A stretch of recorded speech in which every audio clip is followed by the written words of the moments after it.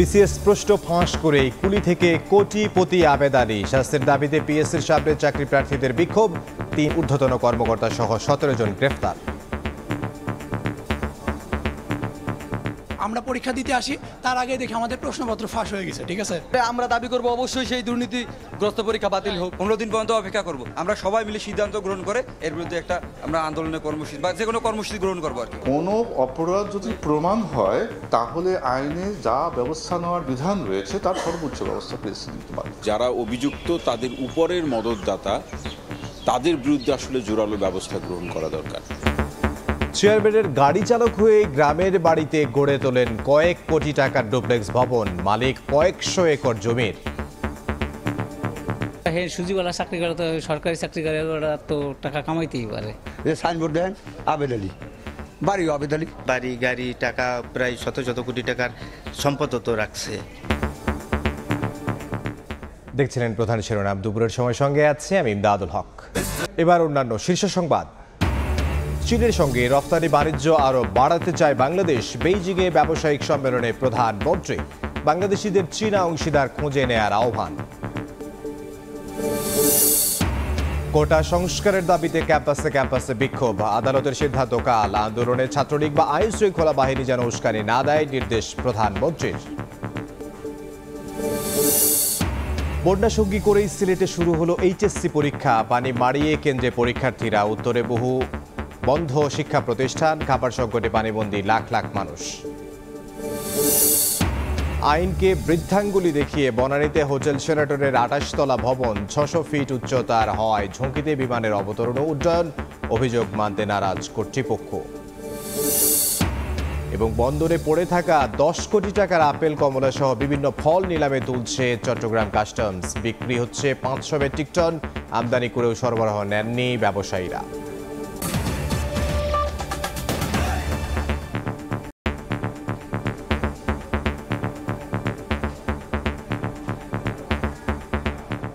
এবার আলোচনায় বিসিএস সহ বিভিন্ন নিয়োগ পরীক্ষার প্রশ্ন ফাঁস। জড়িতদের গ্রেফতারে অভিযান অব্যাহত আছে জানিয়ে পুলিশের অপরাধ তদন্ত বিভাগ সিআইডি বলছে, নজরদারিতে আছে অনেকেই। পিএসসির চেয়ারম্যান জানিয়েছেন, প্রশ্ন ফাঁসের অভিযোগ প্রমাণিত হলে রেলের পরীক্ষা বাতিল করা হবে, কিন্তু আগের পরীক্ষাগুলোর বিষয়ে সিদ্ধান্ত পরে নেওয়া হবে। এদিকে বিসিএস এর মতো অত্যন্ত গুরুত্বপূর্ণ পরীক্ষায় ফাঁস করা প্রশ্নপত্রের মাধ্যমে যারা চাকরি পেয়েছেন তাদেরকে চিহ্নিত করে আইনের আওতায় আনার তাগিদ দিয়েছেন বিশেষজ্ঞরা। প্রতিবছর লাখ লাখ চাকরি প্রত্যাশী বিভিন্ন সরকারি নিয়োগ পরীক্ষায় অবতীর্ণ হন। এর মধ্যে বিসিএস অন্যতম। নিয়োগ পরীক্ষায় প্রশ্ন ফাঁস নতুন কোনো ঘটনা নয়, তবে বিসিএস এর মতো গুরুত্বপূর্ণ পরীক্ষায় প্রশ্ন ফাঁস রীতিমতো অবাক করার মতো ঘটনা। গণমাধ্যমের খবর বলছে, গত 12 বছর ধরে ধারাবাহিকভাবে প্রশ্ন ফাঁস হচ্ছে। রাজধানী সহ দেশের কয়েকটি জেলায় অভিযান চালিয়ে বাংলাদেশ সরকারি কর্ম কমিশন বিপিএসসির 3 ঊর্ধ্বতন কর্মকর্তা সহ 17 জনকে গ্রেফতার করেছে পুলিশের অপরাধ তদন্ত বিভাগ সিআইডি। প্রশ্নপত্র ফাঁসকাণ্ডে জড়িত আলোচিত পিএসসির চেয়ারম্যানের সাবেক গাড়ি চালক সৈয়দ আবেদ আলী সহ সংঘবদ্ধ চক্রটি বিপিএসসির কোনো নিয়োগ পরীক্ষা এলেই প্রশ্ন ফাঁস করে অর্থ লোপাটে মেতে উঠত, এমন অভিযোগ রয়েছে। রাজধানীর পল্টন থানায় অর্ধশত ব্যক্তির বিরুদ্ধে বাংলাদেশ সরকারি কর্ম কমিশন আইনে দায়ের করা মামলায় আসামির সংখ্যা অর্ধশত। সংস্থাটি বলছে, অভিযান অব্যাহত আছে, নজরদারিতে আছে আরও অনেকেই। বিশেষজ্ঞরা বলছেন, বিসিএস এর মতো নিয়োগ পরীক্ষায় প্রশ্ন ফাঁসের কারণে আস্থার সংকটে পড়বে পিএসসির মতো সাংবিধানিক সংস্থাটি। বিজ্ঞপ্তি দিয়ে দায় এড়ানোর সুযোগ নেই। যেভাবে সেটি উঠে এসেছে প্রশ্ন ফাঁসের ঘটনাগুলো, তথ্য উপাত্ত সহ বক্তব্য সহ যারা জড়িত তাদের এটি অস্বীকার করার কোনো সুযোগ নেই, এড়িয়ে যাওয়ারও কোনো সুযোগ নেই। যত বিবৃতি দেওয়া হোক না কেন, যারা অভিযুক্ত তাদের উপরের মদতদাতা, তাদের বিরুদ্ধে আসলে জোরালো ব্যবস্থা গ্রহণ করা দরকার। তারা এই প্রতিষ্ঠানগুলোর ভাবমূর্তি কিন্তু মানুষের কাছে নষ্ট করছেন। ফাঁস করা প্রশ্নে পরীক্ষা দিয়ে যারা সার্ভিসে আছেন তাদেরকে চিহ্নিত করে আইনের আওতায় আনার তাগিদ এই বিশেষজ্ঞের। যারা এই প্রক্রিয়ার মধ্য দিয়ে চাকরি পেয়েছেন তাদেরকে চিহ্নিত করে একটা দৃষ্টান্তমূলক শাস্তি যেন দেওয়া হয়, কারণ না হলে যারা এই প্রক্রিয়ার মধ্য দিয়ে আপনার এই দুর্নীতিগ্রস্ত প্রক্রিয়ার মধ্য দিয়ে যারা এই সমস্ত দায়িত্বশীল পদে এসছেন তারা তো সারা জীবন দুর্নীতিই করবেন। প্রশ্ন ফাঁসের ঘটনায় 3 সদস্যের তদন্ত কমিটি গঠন করা হয়েছে জানিয়ে পিএসসির চেয়ারম্যান বলছেন, বিগত 12 বছরে প্রশ্ন ফাঁসের কোনো অভিযোগ না আসা প্রমাণ করে পরীক্ষাগুলো সুষ্ঠু হয়েছে। যে 33টা পরীক্ষার কথা বলা হয়েছে গত 12 বছরের, কোনো দিন ওই পরীক্ষাগুলোর সম্পর্কে পরীক্ষা চলমান অবস্থায় অথবা পরীক্ষার পরবর্তী সময় কখনো কোনো মহল থেকে আপনাদের দিক থেকে কোনো প্রশ্ন উত্থাপিত হয়নি। সুতরাং এটা প্রমাণিত যে পরীক্ষাগুলো সুষ্ঠুভাবে হয়েছে। যদি না হতো তাহলে তখনই সেটা উচ্চারিত হতো। কোনো অপরাধ যদি প্রমাণ হয় এবং সেটি যদি পিএসসির এখতিয়ারভুক্ত হয়, তাহলে আইনে যা ব্যবস্থা নেওয়ার বিধান রয়েছে তার সর্বোচ্চ ব্যবস্থা পিএসসি নিতে পারে। যাদের এরই মধ্যে গ্রেফতার করা হয়েছে, নিয়ম অনুযায়ী সাথে সাথেই তাদের বরখাস্ত করা হয়েছে বলেও জানান পিএসসির চেয়ারম্যান। বুলবুল রেজা, সময় সংবাদ, ঢাকা। পিএসসির অধীনে সরকারি চাকরির পরীক্ষা বাতিলের দাবিতে বিক্ষোভ করছেন চাকরি প্রত্যাশীরা। এই মুহূর্তে আগারগাঁওয়ে পিএসসির সামনে আছেন সহকর্মী মেহেদী হাসান, সরাসরি যাচ্ছে তার কাছে। প্রায় 2 ঘন্টা ব্যাপী আন্দোলন চালিয়ে যাওয়ার পর কিছুক্ষণ আগেই এই আন্দোলনকারী যারা রয়েছেন তাদের মধ্য থেকে একটি কমিটি কিছুক্ষণ আগেই এই কমিশনে প্রবেশ করেছেন এবং কমিশনে প্রবেশ করে কিন্তু একটি স্মারকলিপি দিয়েছেন কমিশন চেয়ারম্যান বরাবর। সেই স্মারকলিপিতে আসলে উল্লেখ করেছেন যে আসলে বর্তমানে আসলে কিছুদিন আগেই যে 5 তারিখের যে পরীক্ষাটি হয়েছে, যে রেলপথ মন্ত্রণালয়ের অধীনে বাংলাদেশ রেলওয়ের উপ সহকারী প্রকৌশলীর যে 10ম গ্রেডের পরীক্ষাটি, সেই পরীক্ষাটি কিন্তু যে তারা যেটি বলছেন যে প্রশ্নপত্র ফাঁসের বিষয়টি প্রকাশ্যে আসার পরই তারা জানতে পেরেছেন। এর মধ্যে অনেকেই দাবি করেছেন পরীক্ষা হলেও কিন্তু অনেকেই বিষয়টি জানতে পেরেছেন। তারপরই কিন্তু এই মুহূর্তে আন্দোলন করছেন। সেই আন্দোলনে কিন্তু 15 দিনের আলটিমেটাম দেওয়া হয়েছে এবং 15 দিনের মধ্যে যে একটি তদন্ত কমিটি গঠন করা হয়েছে, সেই তদন্ত কমিটি তাদের পক্ষে, অর্থাৎ তারা যেমনটি বলছেন যে অনেকটা প্রমাণিতই আসলে এই প্রশ্ন ফাঁসের ঘটনাটি তাদের পক্ষেই রায় আসবে এবং খুব শীঘ্রই কিন্তু তাদের এই পরীক্ষাটি আবারও অনুষ্ঠিত করার দাবি জানিয়েছেন। এবং আমাদের সাথে কথা বলেছিলেন এই সরকারি কর্ম কমিশনের যিনি চেয়ারম্যান রয়েছেন, তিনি আমাদের যেমনটি জানিয়েছেন যে তদন্ত কমিটির তদন্তে যদি এই প্রশ্ন ফাঁসের বিষয়টি প্রমাণিত হয় তবে এই পরীক্ষাটি কিন্তু পুনরায় আবার নেওয়া হবে। তবে একটি বিষয় একটু জানিয়ে রাখি যে 12 বছর যাবৎ যে প্রশ্ন ফাঁসের বিষয়টি গণমাধ্যমে উঠে এসেছে, সেই বিষয়টি নিয়ে কিন্তু তিনি কথা বলেছেন এবং তিনি অনেকটা শতভাগ নিশ্চিত হয়ে কিন্তু বলছেন যে আসলে এই প্রশ্নপত্র ফাঁসে যেহেতু কোনো অভিযোগ আসেনি, তবে সেই প্রশ্নপত্র কিন্তু ফাঁস হওয়ার মতো ঘটনা কিন্তু এর আগেও তিনি পাননি। সেই হিসাবে কিন্তু পূর্বের পরীক্ষা নিয়ে এখন পর্যন্ত কোনো সিদ্ধান্ত আসেনি। শুধুমাত্র এই একটি পরীক্ষা নিয়ে সিদ্ধান্তে তিনি এসেছেন যে যদি প্রমাণিত হয় এই পরীক্ষাটি আবার হবে এবং এর বাইরেও সেগুলো নিয়ে কিন্তু পরবর্তীতে কমিশন আসলে জানাবে, এমনটাই কিন্তু আমাদের জানিয়েছে। এর বাইরেও একটু জানিয়ে রাখতে চাই যে বর্তমানে যারা আন্দোলন করছেন তারা যেমনটি বলছেন যে শুধুমাত্র এই পরীক্ষাই নয়, পরীক্ষার বাইরেও তারা যেটি বলছেন যে এই প্রশ্নপত্র ফাঁসের দায় কিন্তু এড়াতে পারেন না চেয়ারম্যান মহোদয়, এবং এর বাইরেও যারা এই কমিশনের প্রশ্ন ফাঁসের ঘটনায় জড়িত রয়েছেন সবাইকে আইনের আওতায় এনে দৃষ্টান্তমূলক শাস্তির দাবিও জানিয়েছেন। তো এই ছিল কর্ম কমিশনের পক্ষ বাইরে থেকে আন্দোলনের সবশেষ তথ্য আমার কাছে। সহকর্মী মেহেদী হাসান, রাজধানীর আগারগাঁও থেকে। কয়দিন আগেও গ্রাম থেকে পাড়া মহল্লা সবখানেই বিচরণ ছিল পিএসসির চেয়ারম্যানের গাড়ি চালক সৈয়দ আবেদ আলীর। মাদারীপুরের ডাসার উপজেলা পরিষদ নির্বাচন সামনে রেখে চষে বেরিয়েছেন সর্বত্র। বিসিএস এর প্রশ্ন ফাঁস করে রাতারাতি আঙুল ফুলে হয়েছেন কলাগাছ। গ্রামে কয়েক কোটি টাকা খরচ করে নির্মাণ করেছেন ডুপ্লেক্স বাড়ি। কুলি থেকে কোটিপতি হওয়ার গল্পে হতবাক এলাকাবাসীও। সাদাত আকনের তোলা ছবিতে বিস্তারিত সঞ্জয় কর্মকার, অভিজিতের রিপোর্ট। বাবা সৈয়দ আব্দুর রহমান মারা যাবার পর রাজধানীতে কুলির কাজ করতেন। বহুরাত ঘুমিয়েছেন রেল স্টেশনেও। খাবার হোটেলের প্লেট ধোয়া, রিক্সা চালানো সহ নানান কাজ করেছেন তিনি। অভিযোগ আছে বিসিএস সহ বিভিন্ন পরীক্ষার প্রশ্নপত্র ফাঁস করে এখন কোটি কোটি টাকার মালিক তিনি। প্রত্যেক ভিটার পাশেই জমি কিনে নির্মাণ করেছেন 3 তলা বিশিষ্ট দৃষ্টিনন্দন বাড়ি। পাশেই গড়ে তুলেছেন সৈয়দ আবেদ আলী কেন্দ্রীয় মসজিদ ও ঈদগাহ মাঠ। আছে বিভিন্ন গাছের বাগান। পরিবারের নামে কিনেছেন কয়েকশো একর জমি। মাদারীপুরের ডাসার উপজেলা পরিষদ নির্বাচনকে সামনে রেখে বেশ প্রচারণাও চালাচ্ছেন তিনি। কর্মী সমর্থকদের জন্য খরচ করার পাশাপাশি অসহায়দের দান করেছেন লাখ লাখ টাকা। আমি জানি না অন্তত সে কি ব্যবসাটা করে। সে ছোট ছোট ভাঙ্গা গাড়ি কিনিয়া ব্যবসা করছে, শুনছি 15-20 বছর আগে। তার কাছে যে এরকম অ্যাভেলেবল নাই, তারা জিজ্ঞাসা করেছে ভাই আপনি এই টাকা কিভাবে কামাই করেন। বড় ছেলে সৈয়দ সোহানুর রহমান সিয়ামকে পড়ালেখা করিয়েছেন ভারতের একটি বিশ্ববিদ্যালয়ে। পরিবারের সদস্যদের জন্য আছে কোটি টাকা মূল্যের আলাদা গাড়িও। এত টাকার যোগান কোথা থেকে এলো, জনমনে নানা প্রশ্ন থাকলেও আস্তে আস্তে তা পরিষ্কার হতে শুরু করেছে। মুখ খুলতে শুরু করেছেন এলাকাবাসীও। সে ওই যে প্রশ্নপত্র ফাঁস কইরা এগুলি হলো যে এই যে বাড়ি গাড়ি টাকা প্রায় শত শত কোটি টাকার সম্পদ তো রাখছে এগুলি, এবং তার পিএসও আছে অনেক কয়েকজন। সরকারি চাকরিরা তো টাকা কামাইতেই পারে। এরই মধ্যে মাঠে নেমেছে সরকারের বিভিন্ন সংস্থা। অভিযোগের প্রমাণ পেলে ব্যবস্থা নেওয়ার কথা জানান জেলা প্রশাসক। তার যে অবৈধভাবে সম্পদ অর্জনের যে অভিযোগ ইতিমধ্যে আমাদের কাছে আসছে, সেটি সম্বন্ধে খোঁজ খবরের জন্য আমরা সংশ্লিষ্ট এজেন্সিকে আমরা আমাদের পক্ষ থেকে অনুরোধ করেছি। মাদারীপুরের ডাসার উপজেলার পশ্চিম বোতলা গ্রামের সৈয়দ আবেদ আলী ও তার বড় ছেলে সৈয়দ সোহানুর রহমান সিয়াম প্রশ্নপত্র ফাঁসের ঘটনায় গ্রেপ্তার হয় রাজধানী ঢাকায়। 10 বছর আগেও সৈয়দ আবেদ আলীর ছিল না কোনো সম্পদ। দুর্নীতির মাধ্যমে হয়েছেন কোটি কোটি টাকার মালিক। হঠাৎ আঙ্গুল ফুলে কলাগাছ হওয়ার বিষয়ে হতবাক এলাকাবাসীও। সঞ্জয় কর্মকার, অভিজিৎ, সময় সংবাদ, মাদারীপুর। এদিকে কুয়াকাটায় সাবমেরিনো নামে নির্মাণাধীন হোটেলের মালিকানা দাবি করে আবেদ আলী ফেসবুকে স্ট্যাটাস দিয়ে শেয়ার বিক্রির বিজ্ঞাপন দেন। এখানেও প্রতারণার আশ্রয় নেন তিনি। প্রকৃতপক্ষে হোটেলের মালিক মোশাররফ হোসেন নামে অন্য এক ব্যক্তি, তিনি লক্ষ্মীপুরের বাসিন্দা।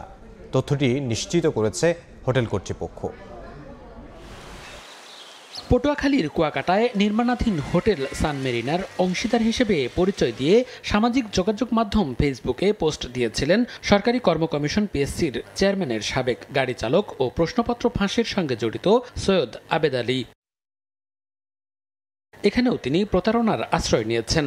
গত 18 মে সামাজিক যোগাযোগ মাধ্যম ফেসবুকে স্ট্যাটাস দেন আবেদ আলী। এতে কুয়াকাটায় হোটেল সানমেরিনা নামে নতুন হোটেলের ভিত্তিপ্রস্তর স্থাপন করার কথা জানান। একই সঙ্গে ওই হোটেলের শেয়ার বিক্রির বিজ্ঞাপনও দেন তিনি। সানমেরিনা হোটেলে গিয়ে জানা যায় হোটেলের প্রকৃত মালিক মোশাররফ হোসেন। আবেদ আলী নামে তিনি কাউকে চেনেন না। এই লোককে আমি চিনি না। 1.5 মাস বা 2 মাস আগে আমাদের এই হোটেলের সামনে কোনো একটা হোটেলে ছিল, তো সে যাওয়ার পথে এখানে আমাদের সাইনবোর্ড দেখে জিজ্ঞেস করছে হোটেলের মালিককে, তো এখানে শেয়ার কিভাবে বিক্রি হয়। ফারুক বললো যে এটা আমাদের ঢাকা থেকে অফিস। তো পরে সে একটা লিফলেট দিয়ে দিচ্ছে, দাঁড়াইয়া এখানে একটা ছবি তুলে নিচ্ছে আমাদের হোটেলের সামনে থেকে। এই ধরনের এখনো শেয়ার সেল করি নাই, অলরেডি আমি গুলশান থানায় জিডি করতে লোক পাঠাই দিচ্ছি। হোটেলের ম্যানেজার জানান, শেয়ার বিক্রি করা হবে এমন বিজ্ঞাপন দেখে অনেকেই জমি দেখতে ও তথ্য নিতে আসেন। এমনই একজন হয়তো আবেদ আলী। বিজ্ঞাপন দেখে হোটেলে আসার পর ফেসবুকে নিজেকে মালিক বলে দাবি করেছেন আবেদ আলী। অনেক লোকে আসে এখানে, আইসা শেয়ার বিক্রির বিস্তারিত তথ্য আমার কাছ থেকে জানে। সেই হিসাবে আবেদ আলীও উনি ঈদের বেশ কিছুদিন পরে, হয়তো 15-20 দিন এরকম, উনিও আসছিল। আইসা এখানে এসার খুঁটিনাটি তথ্য নিছে। হয়তো সেই সময় উনি এখানে ছবি তুলে নিয়ে হয়তো ফেসবুকে উনি মালিকানা দাবি করছে। আসলে এখানে ওনার কোনো মালিকানা কিংবা ওই রকমের কিছুই নাই। বিসিএস প্রিলিমিনারি পরীক্ষা সহ পিএসসির 30টি গুরুত্বপূর্ণ পরীক্ষার প্রশ্নপত্র ফাঁসের সঙ্গে জড়িত অভিযোগে সৈয়দ আবেদ আলীকে গ্রেপ্তারের পর হোটেল সানমেরিনা নিয়ে আলোচনার সৃষ্টি হয়েছে। সময় সংবাদ, পটুয়াখালী। প্রধানমন্ত্রী শেখ হাসিনা কোটা বিরোধী আন্দোলনে ছাত্রলীগ অথবা আইন শৃঙ্খলা বাহিনী যাতে কোনো উস্কানিতে না যায় সে বিষয়ে নির্দেশনা দিয়েছেন বলে জানিয়েছেন আওয়ামী লীগ সাধারণ সম্পাদক ওবায়দুল কাদের। আদালত বাস্তবসম্মত সিদ্ধান্ত দেবেন বলে আশা প্রকাশ করেন তিনি। সকালে বঙ্গবন্ধু অ্যাভিনিউতে কেন্দ্রীয় কার্যালয়ে আওয়ামী লীগের যৌথ সভায় তিনি একথা বলেন। কোটা বাতিলের দাবিতে বেশ কয়েকদিন ধরে রাজপথে শিক্ষার্থীরা। তুঙ্গে থাকা আন্দোলনে যেন ছাত্রলীগ বা কেউ যেন উস্কানি না দেয় সে বিষয়ে নির্দেশনা দিয়েছেন প্রধানমন্ত্রী।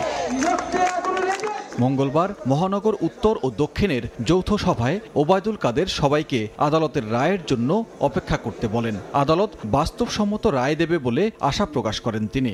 ছাত্রলীগকে খুব সতর্কভাবে এ পরিস্থিতি মোকাবিলা করতে হবে। কোনো অবস্থায় প্রভোকেশন দেওয়া যাবে না এবং আইন প্রয়োগকারী সংস্থাকেও নেত্রী নির্দেশ দিয়ে গেছেন তাদের পক্ষ থেকেও কোনো প্রভোকেশন যাতে না দেয়া।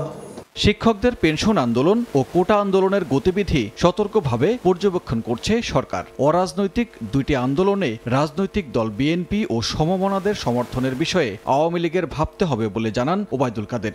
বিএনপি এবং তাদের সমমনস্কদের কারো কারো রাজনৈতিক সমর্থন বিষয়টা নিয়ে আমাদের ভাবতে হবে।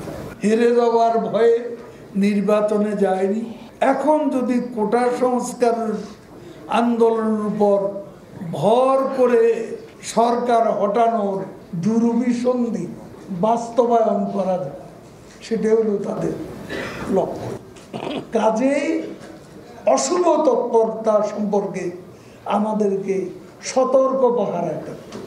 বিএনপি সবকিছুতেই রাজনীতি খোঁজে, তাই আদালতে না গিয়ে খালেদা জিয়ার মুক্তি নিয়েও বিএনপি রাজনীতি করে বলে মন্তব্য করেন আওয়ামী লীগ সাধারণ সম্পাদক। এখন বিএনপি সবকিছুতে। সানবীর রূপল, সময় সংবাদ, ঢাকা।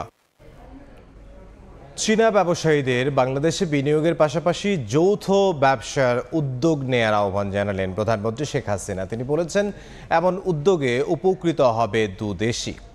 সকালে চীনের বেইজিংয়ে দুদেশের ব্যবসা এবং বিনিয়োগ সংক্রান্ত এক উচ্চ পর্যায়ের সম্মেলনে বক্তব্য রাখেন তিনি।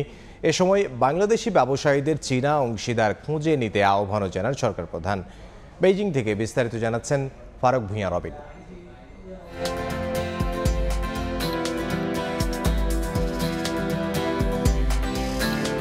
বাংলাদেশ দেড় দশকে বদলে যাওয়া এক সম্ভাবনাময় আগামী নিয়ে পথ চলছে সমৃদ্ধির কাতারে উঠতে। টেকসই অবকাঠামো আর নীতিগত সুবিধা এখন নতুন বাস্তবতায় উন্নীত হয়েছে আর্থসামাজিক প্রেক্ষাপটে। বাংলাদেশ বর্তমানে বিশ্বের ৩৩তম বড় অর্থনীতির দেশ। ২০৩০ সালের মধ্যে লক্ষ্য এই সূচকে ২৪তম অবস্থান অর্জনের। বদলে যাওয়া এই বিনিয়োগ ক্ষেত্র সম্পর্কে চীনা ব্যবসায়ীদের আকৃষ্ট করতে এবার সম্মেলনে অংশ নিলেন প্রধানমন্ত্রী শেখ হাসিনা। মঙ্গলবার স্থানীয় সময় বেলা ১১টার পর বেজিংয়ের সাংগ্রিলা সার্কেলে আয়োজিত চীন বাংলাদেশ ব্যবসা ও বিনিয়োগ সংক্রান্ত সম্মেলনে যোগ দেন প্রধানমন্ত্রী। তথ্য উপাত্তে তুলে ধরা হয় বিনিয়োগ পরিস্থিতিতে কি করে দক্ষিণ এশিয়ার অন্যান্য দেশগুলোর চেয়ে আকর্ষণীয় গন্তব্য Bangladesh. Bangladesh as one of the most attractive investment destination in the world. Bangladesh চীনের সঙ্গে রপ্তানি বাণিজ্য আরও সম্প্রসারণ করতে চায় জানিয়ে সরকার প্রধান চীনা বিনিয়োগকারীদের বিভিন্ন খাতে বিনিয়োগের আহ্বান জানান।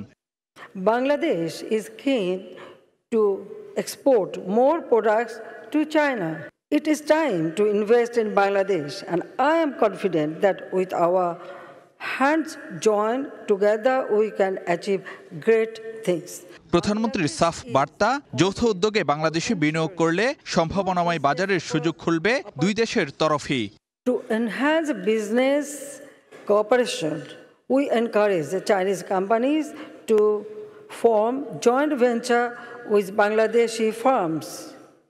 আমি একটু বাংলায় বলতে চাই, আমার সাথে অনেক বাঙালি ইনভেস্টর আছেন। আপনারা কিন্তু এখানে আপনাদের পার্টনার খুঁজে নিতে পারেন। আমার মনে হয় সেটা সব থেকে ভালো হবে, একসাথে মানে প্রাইভেট সেক্টর আরও বেশি ইনভেস্টমেন্ট করতে। চীন বাংলাদেশের যৌথ এই আয়োজন থেকে দুই দেশের ব্যবসায়ীদের মধ্যে 16টি সমঝোতা স্মারক সই এবং বিনিময় করেন সংশ্লিষ্ট প্রতিনিধিরা। দ্রুত বদলাতে থাকা বিশ্ব কূটনীতির নতুন মেরুকরণে নেতৃত্বস্থানীয় চীনের সঙ্গে বাণিজ্যিক সম্পর্ক আরও দৃঢ় করার ক্ষেত্রে প্রধানমন্ত্রীর এবারের বেজিং সফর অত্যন্ত তাৎপর্যপূর্ণ বলছেন দুই দেশের ব্যবসায়ী নেতারা। বাংলাদেশ ও চীনের সহযোগিতা ও বন্ধুত্বময় সম্পর্কের বড় নিদর্শন সরকারি পর্যায়ে বড় আকারের বিনিয়োগ, যার উপর ভর করে বাংলাদেশে গড়ে উঠছে বড় বড় প্রকল্প। আর একই সঙ্গে বেসরকারি পর্যায়ে যৌথ উদ্যোগে বিনিয়োগের বিশাল সুযোগ রয়েছে, যাতে করে লাভবান হতে পারে সব পক্ষেই। বেজিংয়ে দুই দেশের ব্যবসায়ী বিনিয়োগকারীদের সামনে সম্ভাবনার সে চিত্রই এঁকে দিলেন সরকার প্রধান শেখ হাসিনা। ফারুক ভূঁইয়া রবিন, সময় সংবাদ, বেইজিং, চীন। চীনে প্রধানমন্ত্রীর দ্বিতীয় দিনের সফরের বিস্তারিত জানবো। এই মুহূর্তে বেইজিংয়ে আছেন সহকর্মী ফারুক ভূঁইয়া রবিন, সরাসরি যাব তার কাছে। প্রধানমন্ত্রী শেখ হাসিনা তো আমাদের খবরে দেখছিলেন যে তিনি যে ব্যবসায়ী সামিটে বিজনেস সামিটে তিনি বক্তব্য রাখছিলেন এবং যেটি মূলত ছিল যে বাংলাদেশ ও চীনের মধ্যে যে সম্ভাবনাময় ব্যবসা বাণিজ্য কিংবা যে বিনিয়োগ খাতে আরও সহযোগিতার বিষয়ে।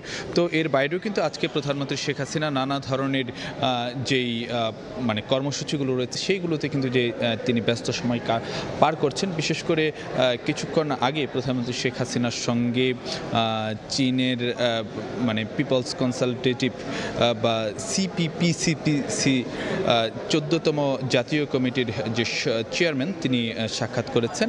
তবে প্রধানমন্ত্রীর আজকের যে কর্মসূচির সার্বিক বিষয়াশয় নিয়ে স্থানীয় সময় সন্ধ্যায় পররাষ্ট্রমন্ত্রী ডক্টর হাসান মাহমুদ একটি ব্রিফ করতে পারেন এবং সার্বিকভাবে তিনি জানাতে পারেন যে প্রধানমন্ত্রী শেখ হাসিনার সঙ্গে তিনি যে আজকে যে বিভিন্ন কর্মসূচিগুলো হয়েছে সেগুলোতে আসলে যে কী ধরনের আলোচনা হয়েছে এবং যে বাংলাদেশ তাতে কি বার্তা পেল।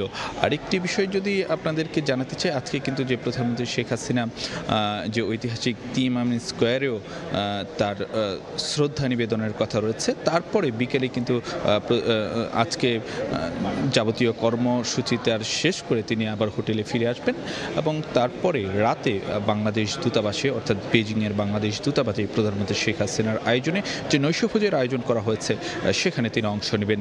তো এই যে প্রধানমন্ত্রী শেখ হাসিনার আজকের যে দ্বিতীয় দিনের যে কর্মসূচি সেইগুলোর বাইরে আগামীকাল তৃতীয় দিনের কর্মসূচিগুলোর দিকে মূলত সব পক্ষের আরও বেশি নজর রয়েছে এবং সেখানে কিন্তু যে আগামীকালকে তিনি যেমন চীনের প্রধানমন্ত্রীর সঙ্গে তার বৈঠক হবে, ঠিক একইভাবে চীনের প্রেসিডেন্ট শি জিনপিংয়ের সঙ্গে তার দ্বিপাক্ষিক বৈঠক হওয়ার কথা রয়েছে এবং আগামীকাল কিন্তু যে বাংলাদেশ ও চীনের মধ্যে 20 থেকে 22টির মতন সমঝোতা স্মারক সই হওয়ার কথা রয়েছে এবং সেখানে কিন্তু যে বিভিন্ন ধরনের বিষয়াশয় থাকবে। সেখানে যেমন একদিকে বাণিজ্য সহযোগিতার বিষয় থাকবে, প্রযুক্তিগত সহযোগিতার বিষয় থাকবে, অবকাঠামো সহযোগিতা এবং বিদ্যুৎ জ্বালানি খাত সহ বিভিন্ন বিষয়ে যে সমঝোতা স্মারক সই হওয়ার কথা রয়েছে। তো এখন ছিল আমার কাছে এই, পরবর্তীতে নিশ্চয়ই আরও খবরাখবর আপনাদেরকে জানিয়ে দেব। বেইজিং থেকে সহকর্মী ফারুক ভূঁইয়া রবিন। দুর্নীতি ও অর্থ আত্মসাতের মামলায় অভিযোগ গঠনের বৈধতা চ্যালেঞ্জ করে ডক্টর মোহাম্মদ ইউনূসের আবেদনের শুনানি কাল সকালে রাষ্ট্রপতি নজরুল ইসলাম তালুকদার ও বিচারপতি নজরুল ইসলাম তালুকদার ও বিচারপতি কাজী ইবাদত হোসেনের হাইকোর্ট বেঞ্চ শুনানির জন্য এদিন ধার্য করেন। গত 12 জুন গ্রামীণ টেলিকমের শ্রমিক কর্মচারীদের লভ্যাংশ আত্মসাতের মামলায় প্রতিষ্ঠানটির চেয়ারম্যান ডক্টর মোহাম্মদ ইউনূস সহ 14 জনের বিরুদ্ধে অভিযোগ গঠন করেছেন আদালত। আগামী 15 জুলাই এ বিষয়ে সাক্ষ্য গ্রহণের দিন ধার্য রয়েছে। দুদক আইনজীবী বলছেন, বিচার কাজ বিলম্বিত করতে এমন কৌশল। আমাদের সেটেলমেন্ট এগ্রিমেন্টটাকে গ্রহণ করে মামলা প্রত্যাহার করার জন্য যে আদেশ দিয়েছিলেন ওই 3টা আদেশের কপি আমরা দিয়ে বলেছি যে আমরা সাপ্লিমেন্টারি এফিডেভিট দেব। এগুলি কোর্টের নজরে থাকা অত্যন্ত জরুরি। কোর্টের যে চার্জ হিয়ারিং এটাকে চ্যালেঞ্জ করে এবং সম্পূর্ণ মামলাটা বাতিল করার জন্য একটা 561 ধারা ধারায় আমরা একটা মামলা করেছি, কোর্টের কাছে আবেদন করেছি। কোর্ট আগামীকাল 11টায় আমাদের এই মামলার শুনানির দিন ধার্য করেছেন। এখনও সিলেটের অনেক এলাকা থেকে পানি নামেনি। এর মধ্যেই পানি মারিয়ে পরীক্ষা দিলেন সিলেট বোর্ডের এইচএসসি পরীক্ষার্থীরা। দুর্ভোগ কমাতে অনেক অভিভাবক আবার সন্তানদের নিয়ে আগের দিনে ওঠেন শহরের বিভিন্ন হোটেলে। টানা 3 দফার বন্যায় ডুবে থাকা গ্রামগুলো থেকে পানি মারিয়ে কেন্দ্রে যান শিক্ষার্থীরা। সারা দেশে 30 জুন এইচএসসি পরীক্ষা শুরু হলেও বন্যার কারণে সিলেটে 8 দিন পর মঙ্গলবার থেকে পরীক্ষায় বসেছেন শিক্ষার্থীরা। নির্ধারিত সময়ে কেন্দ্রে পৌঁছাতে নানা ভোগান্তি অতিক্রম করতে হয়েছে তাদের। দুর্ভোগ থেকে রেহাই পেতে সন্তানদের নিয়ে আগের দিনই শহরের হোটেলে উঠেছিলেন অনেক অভিভাবক। এখনো তো আমরা রাস্তা পানি রয়েছে, কোমর পানি রয়েছে, রাস্তাঘাট বহুত ভাঙ্গা। গতকালকে বাচ্চা ইয়া হোটেলও টাকা লাগছে, হোটেল তাকিয়া অনেক পানি আছে, পানির কারণে আইতে পারেন না। চলতি বছর সিলেট অঞ্চলে এইচএসসি পরীক্ষায় অংশ নিতে সবচেয়ে দুর্ভোগ পোহাতে হচ্ছে জকিগঞ্জ, কানাইঘাট, গোয়াইনঘাট সহ কয়েকটি উপজেলার নিম্নাঞ্চলের পরীক্ষার্থীদের। তবে শিক্ষকরা বলছেন বন্যায় দুর্ভোগের প্রভাব পড়বে না পরীক্ষার ফলাফলে। প্রাকৃতিক দুর্যোগ, প্রতিকূলতা এগুলা নিয়েই তো আমরা এগিয়ে যাই। আসলে এবার বিভাগের 4 জেলায় 309টি প্রতিষ্ঠান থেকে 82,000 13,795 জন পরীক্ষায় অংশ নিচ্ছেন। সিলেটের বন্যা কবলিত এলাকাগুলো থেকে যারা পরীক্ষা দিতে এসেছেন তাদের জীবনের স্বপ্নগুলো পূরণ হবে যদি ভালো হয় তাদের পরীক্ষার ফলাফল। আমিনুল ইসলাম, সময় সংবাদ, সিলেট। বন্যা পরিস্থিতির খবর জানবো এই মুহূর্তে টাঙ্গাইলের বাসাইলে আছেন সহকর্মী কাদির তালুকদার, সরাসরি যাচ্ছি তার কাছে। এই পানিগুলোই অন্যান্য নদীতে চলে গিয়ে পানি বৃদ্ধি অব্যাহত রয়েছে এবং পানি বৃদ্ধির পরিমাণ, কারণ যেসব যমুনা নদী থেকে যেসব পানি বের হয়ে চলে আসছে সেই পানিগুলোই অন্যান্য নদীতে চলে গিয়ে পানি বৃদ্ধি অব্যাহত রয়েছে এবং এখন পর্যন্ত বিভিন্ন উপজেলায় যে নিম্নাঞ্চল রয়েছে সেই নিম্নাঞ্চলগুলো প্লাবিত হওয়ার ঘটনা কিন্তু এখনো ঘটছে। আজকেও আমরা দেখেছি যে বিভিন্ন জায়গায় নতুন নতুন গ্রাম প্লাবিত হচ্ছে। জেলা প্রশাসনের তথ্য অনুযায়ী 6টি উপজেলা প্লাবিত হচ্ছে, ভুয়াপুর, বাসাইল, টাঙ্গাইল সদর, কালিহাতি এবং নাগরপুরের বেশ কিছু এলাকা প্লাবিত হয়ে নিম্নাঞ্চলগুলো প্লাবিত হয়ে প্রায় 47,000 মানুষ কিন্তু এখন পর্যন্ত প্লাবিত হয়েছে। তারা কিন্তু ঘরবন্দি হয়ে মানবতার জীবনযাপন করছে এবং এখানে আমরা জেনেছি যে এই যে 6 উপজেলা, সেই 6 উপজেলায় প্রায় 8 থেকে 10টি রাস্তা কিন্তু ভেঙে গিয়ে মানুষের যান চলাচল একেবারে বিঘ্নিত হচ্ছে। মানুষজন কোথাও যেতে পারছে না। উপজেলা শহরে যেতে তাদেরকে বিভিন্ন জায়গায় ঘুরে যেতে হচ্ছে অথবা নৌকাযোগে তাদেরকে পারাপার হতে হচ্ছে। অন্যদিকে যারা শিক্ষার্থী রয়েছেন, যারা এইচএসসি শিক্ষার্থী পরীক্ষা দিচ্ছেন, তারা কিন্তু সময় মতো কেন্দ্রে যেতে পারছেন না এবং তাদেরকে নানা ধরনের সমস্যা হতে হচ্ছে। অনেকেই দেখা যাচ্ছে যে পরীক্ষা শুরু হয়ে গেছে, তারপরেও কিন্তু তাকে সে কেন্দ্রে যেতে পারেনি। 10 থেকে 15 মিনিট পরে তাদেরকে উপস্থিত হতে পেরেছে বলে আমাদেরকে শিক্ষার্থীরা জানিয়েছে। আমরা কথা বলেছিলাম জেলা প্রশাসনের সাথে, তারা বলেছে যে তাদের পর্যাপ্ত পরিমাণে ত্রাণ সামগ্রী রয়েছে, তারা বিভিন্ন উপজেলায় ত্রাণ সহায়তা দিচ্ছেন এবং এই ত্রাণ কার্যক্রম অব্যাহত রয়েছেন। তবে যারা ভুক্তভোগী যারা রয়েছে, বানবাসী মানুষ রয়েছেন, তারা কিন্তু বলেছে যে তারা এখন পর্যন্ত কোনো রকম ত্রাণ সহায়তা পায়নি এবং আমরা কৃষি সম্প্রসারণ বিভাগের সাথে আমরা কথা বলেছিলাম। তিনি আমাদেরকে জানিয়েছে যে এখন পর্যন্ত 6 উপজেলায় প্রায় 6,500 হেক্টর ফসলি জমি পানিতে কিন্তু নিমজ্জিত রয়েছে এবং এর সাথে প্রায় 56,000 কৃষক জড়িত রয়েছে বলে আমাদেরকে জানিয়েছে। তো এই ছিল আমার কাছে বন্যা কবলিত মানুষের বিস্তারিত খবর। বন্যা পরিস্থিতির খবর জানাচ্ছিলেন টাঙ্গাইলের বাসাইল থেকে সহকর্মী কাদির তালুকদার। শুধু তিস্তায় নয়, জলবিদ্যুৎ প্রকল্পের নামে ধরলার পানীয় প্রত্যাহারের পরিকল্পনা করছে ভারত। গবেষকদের মতে এর ফলে উত্তরের অন্তত অর্ধ শতাধিক শাখা ও উপনদী পানিশূন্য হয়ে পড়বে, যা সরাসরি প্রভাব ফেলবে কৃষি ও জীববৈচিত্র্যে। অধিকার কর্মীরা বলছেন, উত্তরের বিশাল জনগোষ্ঠীকে বিপর্যয়ের হাত থেকে রক্ষায় ভারত চীনের দিকে না তাকিয়ে দেশীয় অর্থায়নে হলেও মহাপরিকল্পনা বাস্তবায়নের উদ্যোগ নিতে হবে। একই সঙ্গে পানির অধিকার নিশ্চিত করতে বাড়াতে হবে কূটনৈতিক তৎপরতা। তারিকুল ইসলামের ক্যামেরায় নাজমুল ইসলাম নিশাতের প্রতিবেদন। 2011 সালে ভারত বাংলাদেশ অববাহিকা ভিত্তিক পানি ব্যবস্থাপনা এগ্রিমেন্টের কোনো ধারাই মানছে না উজানের দেশ। এমনকি পশ্চিমবঙ্গের মুখ্যমন্ত্রী মমতা বন্দ্যোপাধ্যায়ের আপত্তির কারণে ঝুলে থাকা তিস্তা চুক্তিও আলোর মুখ দেখেনি। 2014 সাল থেকে তিস্তার পানি একতরফা প্রত্যাহার করছে ভারত। একদিকে পানির ক্ষেত্রে ভারতের আগ্রাসী নীতি, অন্যদিকে আন্তর্জাতিক আইন অমান্য করে উজানে খাল খনন ও জলবিদ্যুৎ প্রকল্পের মাধ্যমে শুধু তিস্তাই নয়, পশ্চিমবঙ্গ সরকার পানি সরানোর উদ্যোগ নিয়েছে ধরলারও। নদী গবেষকের মতে তিস্তা ও ধরলার পানি প্রত্যাহার করা হলে উত্তরের অন্তত অর্ধ শতাধিক নদী পানি শূন্য হয়ে পড়বে, যার নেতিবাচক প্রভাব পড়বে বিশাল জনগোষ্ঠীর ওপর। আমরা যে শুধু তিস্তা নিয়ে কণ্ঠ উঁচু করেছি, এখানে থেমে থাকলে হবে না। তারা যে জলঢাকা তথা ধরলার পানি প্রত্যাহার করছে, এ কথাও আমাদের বলতে হবে। বর্ষায় গজলডোবার সব কপাট খুলে দিলে মৌসুমি বৃষ্টি ও পাহাড়ি ঢলে ভাঙছে উত্তরের বিস্তীর্ণ জনপদ। আর তিস্তা সংস্কার না করায় বর্ষার পানির মাত্র 8% ব্যবহার করা সম্ভব হচ্ছে। 4টি কালভার্ট আছে, এই কালভার্টগুলো বন্ধ করাতে আমাদের বাড়িঘরগুলো ভাসি গেল আমাদের এলাকার। এই বন্যার কারণে এই ফসলি আবাদি জমি সব নষ্ট, গাছ গাছা সমস্যা, আমার কোনো থাকার পথ নাই। আর তিস্তা বাঁচাও নদী বাঁচাও সংগ্রাম পরিষদের নেতা বলছেন, মহাপরিকল্পনা বাস্তবায়ন করা গেলে শাখা প্রশাখা সহ উপনদীগুলো সচল হবে এবং বর্ষার পানি সংরক্ষণের মাধ্যমে প্রয়োজন অনুযায়ী ব্যবহার করা সম্ভব হবে। এই নদীটা খনন করলে আমরা ভাঙনের হাত থেকে রক্ষা পাব, আমাদের গভীরতা বাড়বে এই অঞ্চলের জলাধারগুলো আবার উন্মুক্ত হবে, শাখা নদীগুলো উন্মুক্ত হবে, প্রাণ প্রকৃতি ফিরে পাবে। সম্প্রতি প্রধানমন্ত্রীর ভারত ও চীন সফর ঘিরে তিস্তা মহাপরিকল্পনা নিয়ে যে ভূরাজনৈতিক সমীকরণ চলছে, সেই প্রতিকূলতা ডিঙিয়ে প্রয়োজনীয় নিজস্ব অর্থায়নে হলেও তিস্তা মহাপরিকল্পনা বাস্তবায়ন জরুরি বলছেন সংশ্লিষ্টরা। নাজমুল ইসলাম নিশাত, সময় সংবাদ, রংপুর। কনকায় দীর্ঘদিন পর্যন্ত খাবার থাকে গার্ডেন ফ্রেশ। ভালো থাকুন আপনিও। Concha fridge. সব আইনকে বৃদ্ধাঙ্গুলি দেখিয়ে রাজধানীর বনানীতে সরকারি জায়গায় নির্মাণ করা হয়েছে ২৮ তলা বিশিষ্ট হোটেল শেরাটন। রানওয়ের অ্যাপ্রোচ ফানেল এলাকায় প্রায় ৬০০ ফিট উচ্চতার ভবনটি বিমানের টেক অফ ও ল্যান্ডিংকে ঝুঁকির মুখে ফেলেছে বলে দাবি সিভিল এভিয়েশনের। তবে সব অভিযোগ অস্বীকার করে কর্তৃপক্ষ বলছে নিয়ম মেনে ভবন নির্মাণ করা হয়েছে। আতাউর কাউসারের রিপোর্টে বিস্তারিত। রাজধানীর বনানী থেকে গুলশান ২ যাওয়ার পথে সিটি কর্পোরেশনের জায়গায় সিটি কর্পোরেশন মার্কেটের সামনের খালি অংশে নির্মিত ২৮ তলা বিশিষ্ট হোটেল শেরাটন। অভিযোগ আছে মার্কেট ও আবাসিক ভবন মিলিয়ে সিটি কর্পোরেশনের সঙ্গে ১৪ তলা নির্মাণের চুক্তি করে সিটি কর্পোরেশনের কর্তা ব্যক্তিদের সহায়তায় ২ ধাপে ২৮ তলা পর্যন্ত পৌঁছে গিয়েছে শেরাটন কর্তৃপক্ষ। আর বাকি ১৪ তলা করতে সিটি কর্পোরেশন থেকে কোনো রকম আনুষ্ঠানিক অনুমতি নেয়নি নির্মাণকারী বোরাক রিয়েল এস্টেট, যা আবার হোটেল শেরাটনের মালিকেরই প্রতিষ্ঠান। আর নির্মাণকালে চুক্তিভঙ্গ করলেও কোনো শাস্তিমূলক ব্যবস্থাই গ্রহণ করেনি সিটি কর্পোরেশন।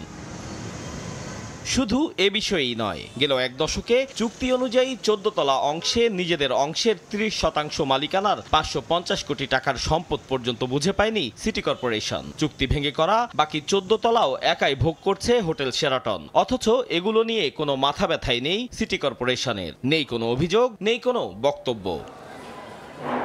শুধু সরকারি জমি এবং সম্পদ দখলই নয়, ২৮ তলা উচ্চতার ভবনটি ঝুঁকির মুখে ফেলে দিয়েছে হযরত শাহজালাল আন্তর্জাতিক বিমানবন্দরে বিমানের অবতরণ ও উড্ডয়নকেও। বিমানবন্দরের অ্যাপ্রোচ ফানেল এলাকায় ২০১ ফুট উচ্চতার ভবনের বেশি নির্মাণের অনুমতি না থাকলেও কোনো অনুমতির তোয়াক্কা না করে হোটেল শেরাটন গিয়ে পৌঁছেছে ৬০০ ফুটে। আমাদের পারমিটেড হাইট হচ্ছে কি ২০১ ফিট এবং অতিরিক্ত যা করেছেন সেই ব্যাপারে আমরা রাজুককে আমাদের বক্তব্য আমরা বলে দিয়েছি এবং এই সংক্রান্ত একটা মামলাও কিন্তু কোর্টে চলমান আছে। তার বক্তব্য অনুযায়ী রাজুকের সঙ্গে কথা বলতে গেলে জানা গেল রাজধানীতে ভবন নির্মাণের ক্ষেত্রে রাজুকের অনুমতির বাধ্যবাধকতা থাকলেও তাদের অনুমতির তোয়াক্কা পর্যন্ত করেনি সিটি কর্পোরেশন এবং বোরাক রিয়েল এস্টেট কেউই। হোটেল কর্তৃপক্ষ রাজধানীর কর্তৃপক্ষের কাছে তারা লিখিতভাবে জানিয়েছে যে এই ভবনটি সিটি কর্পোরেশন কর্তৃক অনুমোদিত, যেহেতু সিটি কর্পোরেশন ওদেরকে লিজ দিয়েছে, সিটি কর্পোরেশনের কাছে রাজধানী উন্নয়ন কর্তৃপক্ষের কোনো প্রকার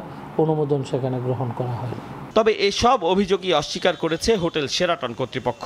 এ বিষয়ে আদালতে মামলা চলমান থাকায় ক্যামেরার সামনে কথা না বললেও এর লিখিত বক্তব্যে খণ্ডনের চেষ্টা করেছেন সকল অভিযোগী। আতাউর কাউসার, সময় সংবাদ, ঢাকা।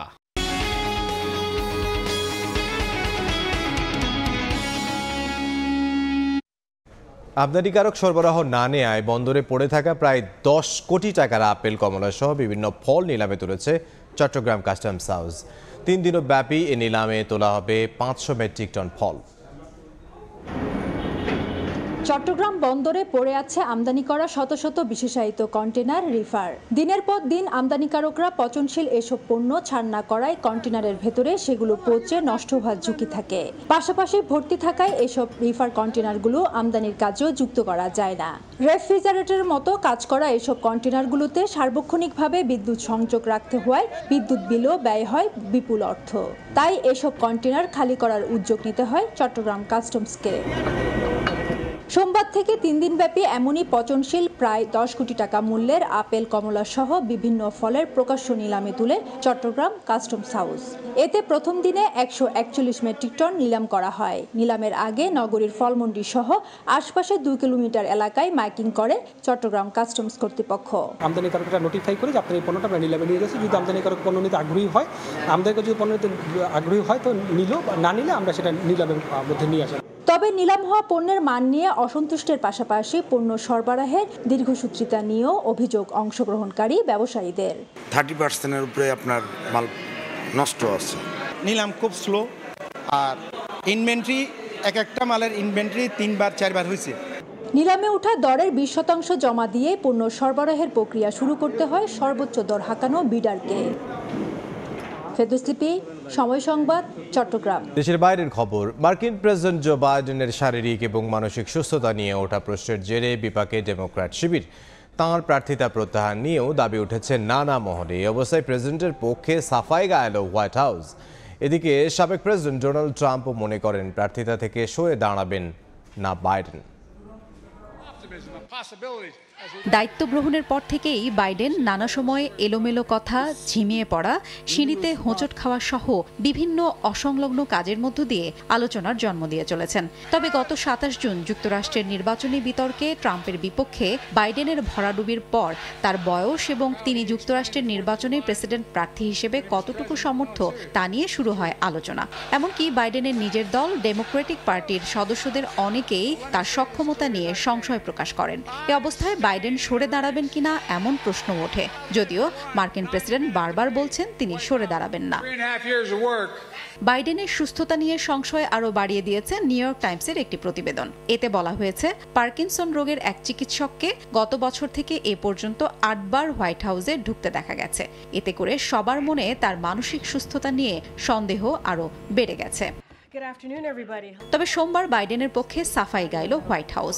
এক সংবাদ সম্মেলনে হোয়াইট হাউসের প্রেস সেক্রেটারি কারিন জিন পিয়ারকে জিজ্ঞেস করা হয়, বাইডেনের মস্তিষ্কজনিত রোগ পার্কিনসনের চিকিৎসা চলছে কিনা। এমন প্রশ্নের জবাবে পিয়ারে বলেন, চিকিৎসা চলছে না। এদিকে বাইডেনকে ডেমোক্রেট কয়েকজন শীর্ষস্থানীয় নেতা সমর্থন পুনর্বহালের কথা জানিয়েছেন। এছাড়া সোমবার বাইডেন ডেমোক্রেট দলের দাতাদের সমর্থন পেতে ফোনে কথা বলেন। এক দাতা সিবিএস নিউজকে জানিয়েছে, বাইডেন বলেছেন সেপ্টেম্বরে দ্বিতীয় বিতর্কের সময় তিনি প্রতিপক্ষ রিপাবলিকান প্রার্থী ট্রাম্পকে আক্রমণের পর আক্রমণ করবেন বলে জানিয়েছেন। এদিকে ট্রাম্প বলেছেন তিনি মনে করেন না যে বাইডেন প্রার্থিতা থেকে সরে দাঁড়াবেন। দল কিংবা দলের বাইরে কারো কোনো কথা আমলে না নিয়ে বাইডেন শেষ পর্যন্ত নির্বাচনে অংশ নেবেন বলেই মনে করেন ট্রাম্প। ফক্স নিউজকে দেয়া এক টেলিফোন সাক্ষাৎকারে সোমবার ট্রাম্প আরও বলেন, বাইডেন যদি সরে দাঁড়ান ভাইস প্রেসিডেন্ট কামালা হ্যারিস তার জায়গায় আসতে পারেন। হাফসাতুন্নেসা, সময় সংবাদ। ইউরো চ্যাম্পিয়নশিপের খবর। বহুল আকাঙ্ক্ষিত এক সেমিফাইনালের অপেক্ষায় ইউরোপ। ফ্রান্স স্পেনের হাই ভোল্টেজ সেমিফাইনাল ঘিরে ব্যাপক উন্মাদনা সমর্থকদের মাঝে। পিছিয়ে নেই ফ্রান্সে বসবাসকারী প্রবাসী বাঙালিরাও। ভক্তদের প্রত্যাশা স্পেন ছন্দে থাকলেও তাদের হারিয়েই ফাইনাল খেলবে ফ্রান্স। প্যারিস থেকে বিস্তারিত জানাচ্ছেন মোহাম্মদ লুৎফর রহমান বাবু। ইউরো চ্যাম্পিয়নশিপের প্রথম সেমিফাইনালে মুখোমুখি হচ্ছে 3 বারের চ্যাম্পিয়ন স্পেন ও 2 বারের চ্যাম্পিয়ন ফ্রান্স। যে ম্যাচে ঘিরে উত্তেজনা আর ফাইনালে যাওয়ার স্বপ্ন বুনছেন এখন দুই দলের সমর্থকরা। এই দুই দল এখন পর্যন্ত 36 বার মুখোমুখি হয়েছে, যার মধ্যে 16টিতে জয় পেয়েছে স্পেন আর 13টিতে জয় পেয়েছে ফ্রান্স, আর 7টি ম্যাচ ড্র হয়েছে। তবে ষষ্ঠবারের মতো এই দুই দল বড় আসরে মুখোমুখি হলেও জয়ের পাল্লাটা ফ্রান্সের দিকেই বাড়ে। পঞ্চমবারের মতো ইউরো চ্যাম্পিয়নশিপের ফাইনালে ওঠার হাতছানি এখন স্পেনের সামনে। চলতি আসরে একমাত্র দল হচ্ছে স্পেন, যারা এখন পর্যন্ত কোনো ম্যাচেই হারেনি। সে কারণে স্পেনের সমর্থকরা ফাইনালে যাওয়ার জন্য স্বপ্ন একটু বেশিই দেখছেন। এদিকে 2016, 18 আর 22 সালের পর বড় কোনো আসরে চতুর্থবারের মতো ফাইনালে যাওয়ার স্বপ্ন নিয়ে মাঠে নামবে দিদিয়ে দেশম বাহিনী। যদিও চিন্তার কারণ কিলিয়ান এমবাপ্পের অফ ফর্ম আর ইনজুরি। তবে সব কিছুকে পেছনে ফেলে মাঠে ভালো খেলেই ফাইনাল যাবে প্রিয় দল ফ্রান্স, এমন স্বপ্ন আর প্রত্যাশার কথা জানিয়েছেন দেশটিতে বসবাসরত ফুটবল প্রেমীরা। ডেম্বেলে একটা প্লেয়ার, আমি উনারে পছন্দ করি, খুব ভালো খেলে।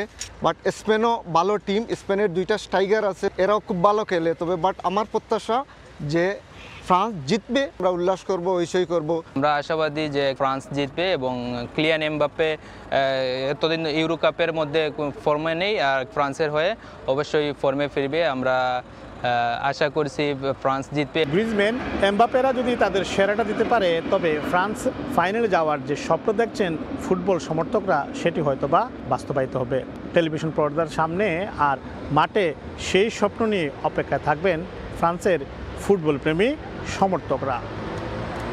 মোহাম্মদ লুৎফর রহমান বাবু, সময় সংবাদ, প্যারিস। এ পর্যায়ে শীর্ষ সংবাদগুলো জানিয়ে দিচ্ছে আরও একবার। বিশেষ প্রশ্ন ফাঁস করেই কুলি থেকে কোটিপতি আবেদ আলী। শাস্তির দাবিতে বিএসসির সামনে চাকরি প্রার্থীদের বিক্ষোভ। 3 ঊর্ধ্বতন কর্মকর্তা সহ গ্রেফতার 17। চীনের সঙ্গে রফতানি বাণিজ্য আরও বাড়াতে চায় বাংলাদেশ। বেইজিংয়ে ব্যবসায়িক সম্মেলনে প্রধানমন্ত্রী। বাংলাদেশিদের চীনা অংশীদার খুঁজে নেয়ার আহ্বান। এবং কোটা সংস্কারের দাবিতে ক্যাম্পাসে বিক্ষোভ। আদালতের সিদ্ধান্ত কাল। আন্দোলনের ছাত্রলীগ বা আইন শৃঙ্খলা বাহিনী যেন উস্কানিতে পা না দেয়, নির্দেশ প্রধানমন্ত্রীর।